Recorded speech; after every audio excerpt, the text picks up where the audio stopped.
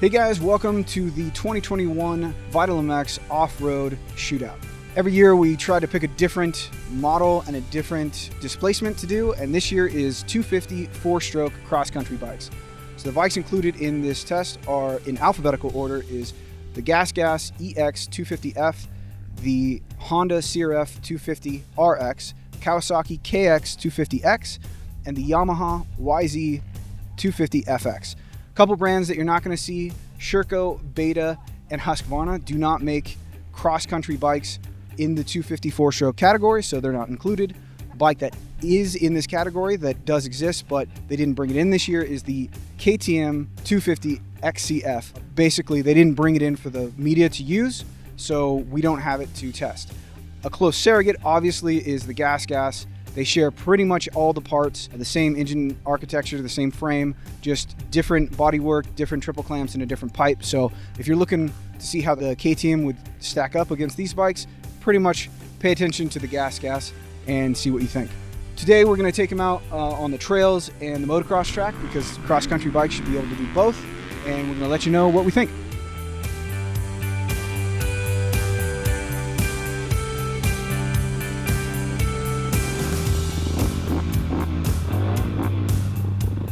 All right, so we rode the trails and the track out here at Kauai today. How we rank these bikes is like golf. The lowest score wins. We all gave them a rank from 1 through 4th. We're gonna start with the lowest scoring bike, last place. And again, before we get into like first, last, all these bikes have things about them that we like and that could put them in first depending on what kind of rider you are.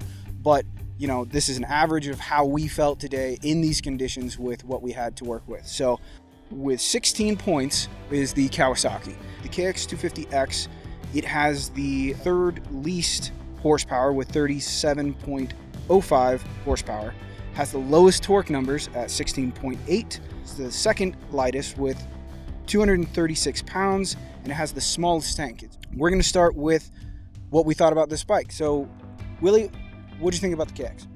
The KX, just like the moto bike, obviously kind of had the similar feel to it. Obviously, this is an off-road shootout, so I definitely noticed they come on the off-road with the slower coupler. I can't remember the color of it, but so I kind of noticed that. But for us riding, you know, tight, rocky stuff, it was fine. And one thing I do like about that bike is it has, you know, similar characteristics as the moto one, so it's pretty easy to get out of the tight stuff, and handled everything pretty well that we did. Yeah, so for me, the Kawi was the most similar to a motocross bike, and if you look at what it has on it, it's essentially just got the 18-inch rear wheel and a kickstand, and maybe the mapping or valving is a little bit, and the suspension is a little bit set up for off-road, but it's very much like a motocross bike that has been just casually adapted to off-road, and I think that hurt it in the points, because it was fun to ride. On these trails here, it was great. We go over the moto track, it's great. But there could be, you know, it doesn't have a wide ratio transmission, doesn't have a skid plate that, you know, really protected it that well. So like there's certain things it could have to adapt it more to off-road. It kind of depends a lot on what you're doing. And we tried to really look at this from an off-roader's perspective, right? Where we're mostly moto guys, so we just want to go, well, which one feels most like a motocross bike? But you got to really look, okay, there's East Coast off-road, there's West Coast off-road, there's folks who want to be able to ride moto and some off-road. And so I'm trying to consider all that. And when you look at the Kawi, I think it's the most just, they just took a motocross bike, threw a couple parts on it, and called it an off-road bike. And it's great, don't get me wrong, I'm not crapping on it. We're just trying to look at the totality when you look at all the bikes together, and I think that's why it landed 4th. Yeah, and for me, I mean, the suspension was you know, obviously very similar to the moto bike, but it kind of wasn't the most plush, but it wasn't the most, you know, stable at speed either. Like there was 2 other bikes that did better in both those, at least for me. Yeah, I pretty much agree with everything that you guys said. You know, one thing we've got to keep in mind is that the Kawi 250X is a first-year bike. Yep. So they have room to improve. They're up against guys who've been doing it for a few years already and have kind of knocked the kinks out and figured out what they want to add from the showroom floor. Kawi has a little bit of homework to do, but they've got a great platform for it. I'm glad to see them putting a 250X on the market. It gives the consumer another option, and again, just room to grow. It's really the only thing that held them back today was the fact that it was missing a few of the bolt-ons that the other bikes had. Otherwise, great fun bike to ride. And I think if you took that bike sort of West Coast off-road, so a lot of fast sand washes, kind of the wide open off-roady stuff we have here, it's great. But if you were to go back east and you get into some real tight wood stuff, it doesn't have that wide ratio tranny, it might not chug as well in the real tight stuff. You might find that it's not as at home. I did make a change to the white coupler, and it just brought it to life a little bit. It came with the black one, I think, and it's just a little soft, the stock one. So the white one just cleaned it up, and I think it's kind of a consensus. We all like that one a little bit better. All right, moving on to third place is the GASGAS EX 250F. That got 14 points. Some of the specs on the GASGAS horsepower numbers, it is 38.69 horsepower, which is the second highest. It is the second highest torque numbers as well, as 18.8. It has a large gas tank. It's 2.25 gallons, and it weighs the lightest, even with the largest gas tank, at 235 pounds. And this bike also is one of the two in the test that have the 6-speed wide ratio transmission. Corey, what do you think? A couple of things that stood out to me for pros on the GASGAS was the fact that it has a big tank and was the fact that it has that wide ratio transmission. Those are great things for a first-year off-road bike for GASGAS. But the things that it's lacking kind of kept it a little bit lower in the ranks for me, and that like Bruce said, is going to be the skid plate. The fact that you don't have the ability to change any mapping was a little bit big for me as well. All these other bikes, you can change your mapping, and that's huge. We're talking about coupler changes here, and it's bringing bikes to life, or it's changing the way that they feel completely, and you can't do that with the GASGAS. I had a few issues with the clutch as well. It's a hydraulic clutch, so it has that good smooth feel to it, but it always felt like that clutch was engaged no matter how far out I had that clutch going. It kind of wanted to crawl on you, so if you had to come into a corner real tight, it wanted to stall out. We even changed things on our own to try and change that and couldn't get rid of it. Me personally, I really gelled with the GASGAS. I like, for one, how thin it feels. You know, it's super agile. It's one of those that I feel like I could really use my legs to turn, and the upper body, I don't need any input whatsoever. I can really flick it back and forth. When there's the S turns, it was the most intuitive for me to handle. So it's really easy for me to use. It's really usable. I really like the way it handled, and I like the power. What do you think? Immediately was really comfortable on it. Comfortable seat. I like that it's got the bigger tank, but it doesn't feel big. The Honda has the much bigger tank, but it feels like massive kind of between your legs. And you can see it too. Yeah. So I did like the extra fuel capacity, but it still felt slim. Loved the motor, loved the way it worked like you mentioned, great suspension. I felt super comfortable on it. I was having the same issue with the clutch Corey did, that no matter how far I pulled it in, it was still rolling on me. And like I said, we tried adjusting the lever out, kind of everything we could. They opted not to send a technician out today, so we were unable to fix it. And it was kind of an issue all day. The other issue is with no skid plate, we snapped a shift lever off today. A good skid plate should protect all that. As far as the performance, I did like it. It was a good motorcycle. Just a couple little things I think nicked it in the points today. Overall, the bike itself, I enjoyed my time on it. That bike has a great mass center of gravity, even with that big tank. And when you're going up a rock garden, or if you're going around a tight turn, you know, you feel that weight all in the center. And moto, off-road, whatever you're doing, I mean, that's going to be, you know, key. So the suspension, though, it was soft, but with some of the rock gardens that we were going through and stuff like that, I actually was liking that it was a little bit softer. And I noticed down some of the faster stuff that you know, I wasn't meshing with it too well. But we went through a couple gnarly little rock gardens, and that was the first thing I noticed, was that the forks were kind of soft on that. So power-wise, for it being an off-road model, I think it has plenty. Moving on to second place is the Honda with 13 points. It's only 1 point less than the GASGAS. Some of the specs on the Honda, it actually made the most horsepower on the dyno. It's 38.76 horsepower. It is almost the heaviest. It is 244 pounds. The gas tank is the same as the GASGAS. It is 2.25 gallons. Willie, what'd you think about it? Honda. The Honda was the first bike that I actually jumped on for the day, so my initial feel on it was kind of, I wasn't meshing too well with it. The tank was kind of hard to ride with for me through some of the tight stuff. I noticed I had to stand way more in certain sections just with the tank being so big, and obviously too, you do feel the weight.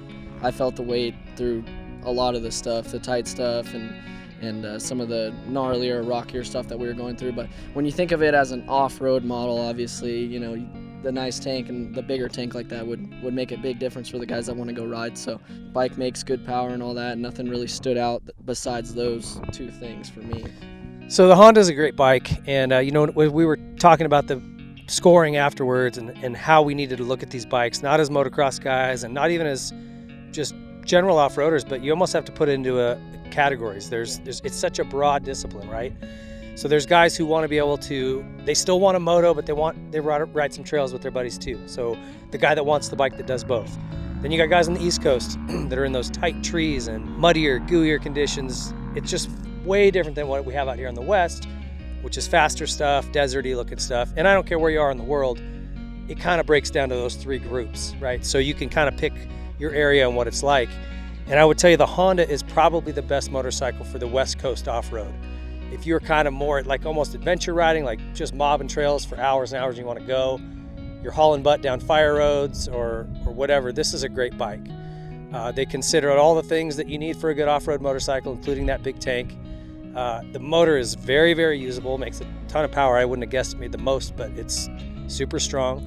It's got different maps on there you can scroll through. Good compliant suspension that can be adjusted for a really wide range. I think the one tick against it for me, whether it's here or anywhere, and I think you'd notice it more on the East Coast or tighter stuff, is it does have a heavier, almost top-heavy feel. I don't think we had the fuel tank ever filled today, but if you top that thing off, that's a lot of weight, you know? I mean, you're talking almost 20 pounds sitting right up there on top.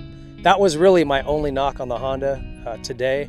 If you have one of these bikes and you do feel like that there's too much weight on the front end, add either some more sag in the back or open up your high-speed compression so it kind of brings the back end down. It'll just take some of that weight off the front end and it won't feel like you're riding up on that front wheel so much. We made that change and it helped a lot. We also did it on the Kawi, just adding some more high-speed compression or taking it out rather, opening it up.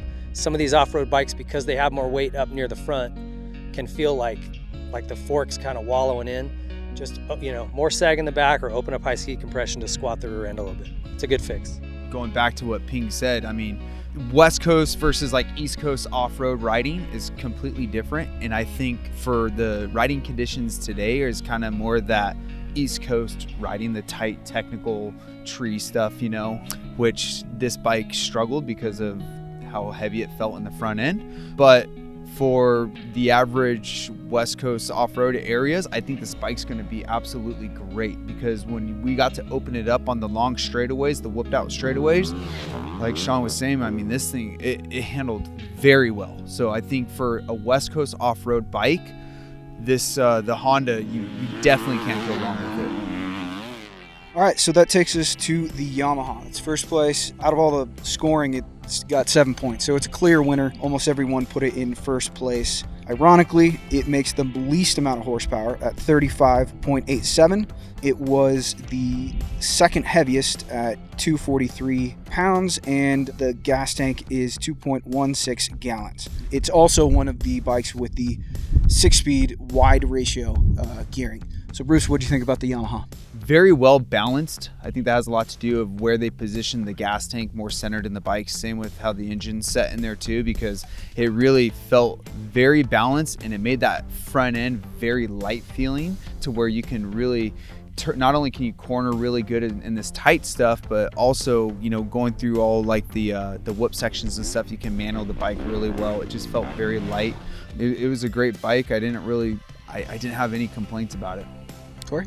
It's interesting that for the Moto Shootout, I did not place Yamaha in first, but today I did. Yeah. And there's a lot of reasons why, and I'll kind of go through what Yamaha's offered the consumer, and they just knocked it out of the park. It has a large capacity tank. It has the wide ratio transmission. It has the 6-speed transmission. It has a massive skid plate that's going to protect your frame and your cases. It has a great mapping app you can go put on your phone. Same one as the moto bike. First and second gear were great in the smaller rock gardens, in the tighter turns, but then when we opened it up into third, fourth, and so on, it just pulled and continued to. I did notice that it wasn't the fastest bike, but when it has the ability to have that wide ratio transmission and your usability, makes up for the horsepower difference for sure. The motor is noticeably different than all the other bikes. I mean, it's the most barky, the most snappy. Throttle response is amazing, and horsepower numbers kind of baffle me because it just feels like the torque monster, and it makes the most power. That's just how it feels. Seat of the pants, I think across the board it has the widest usage range. So that really speaks to, like, when we're talking about different East Coast, West Coast, what kind of riding, it's hard to find a place that it's not going to work well. And again, hiding the gas, it doesn't feel bulky. So yeah, it's a good bike.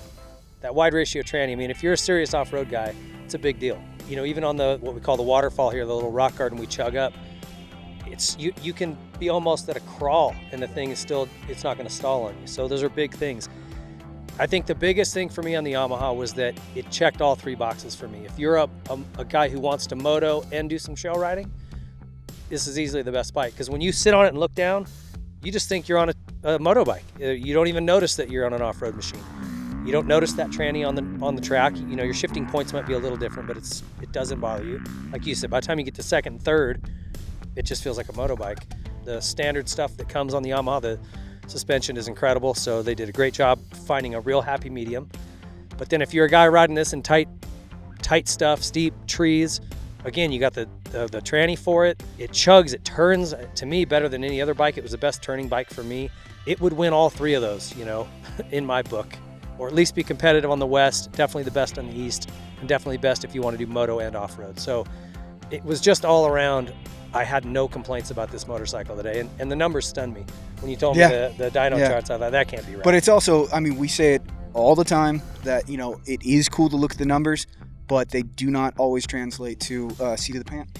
For your dollar, what you're going to spend if you go out and get one of these to any guy, it doesn't matter what you're going to do. We rode tight stuff, rocks, we hopped on the track a little bit. It was the only bike that I could hop on that I knew what it was going to do. I knew everything that I felt the most comfortable on that bike. Yeah, I think that bike is kind of the bang for your buck. Obviously, you can go do whatever you want on that bike and not be held up by anything that they didn't put on it. So. And one other thing just to throw in there, it's the only bike where you can change maps on the fly. And you can use the Power Tuner app and put whatever maps in there that you like.